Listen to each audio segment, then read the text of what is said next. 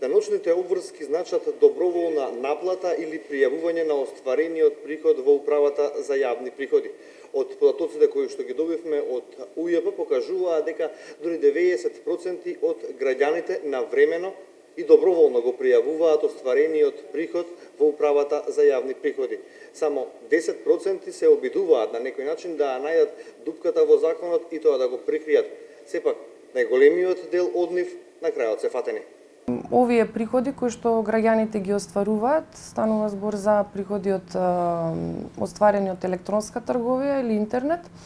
Ова треба да ги пријават во годишната даночна пријава во полето кој што се однесува за повремено вршење на услуги, без разлика дали тоа е во земјата или во странство. Кога станува збор за даночните обврски, значи управата интересира доброволната наплата пред се, значи Македонија во однос на доброволното плаќање имаме над 90% доброволна наплата на приходите.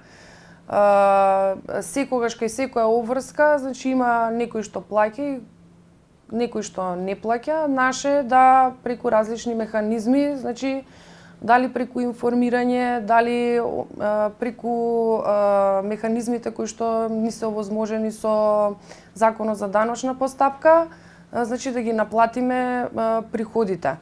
Инспекторите кои ги ловат нерегуларностите во интернет трговијата извршиле 44 контроли кај физички лица, при што утврдиле 5,5 милиони денари непријавен данок, со камата сумата доаѓа до 6,3 милиони денари. Овие информации инспекторите најчесто ги добиваат од дојави од терен.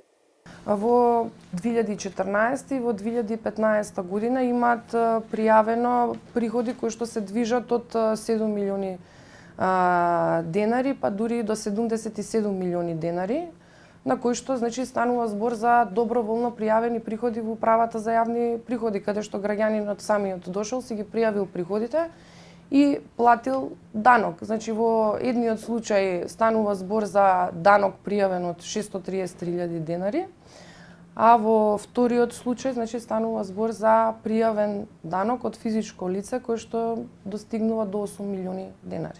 Пак ќе повторам дека механизми постојат, а со цел да не дозволуваме нели да има инспекцијски контроли, подобро и поисплатливо е, значи граѓаните да ги пријават приходите, бидејќи како што знаеме и данокот во Република Македонија за разлика од другите земји е 10%. Значи неисплатливо е да данокот да се прикрива.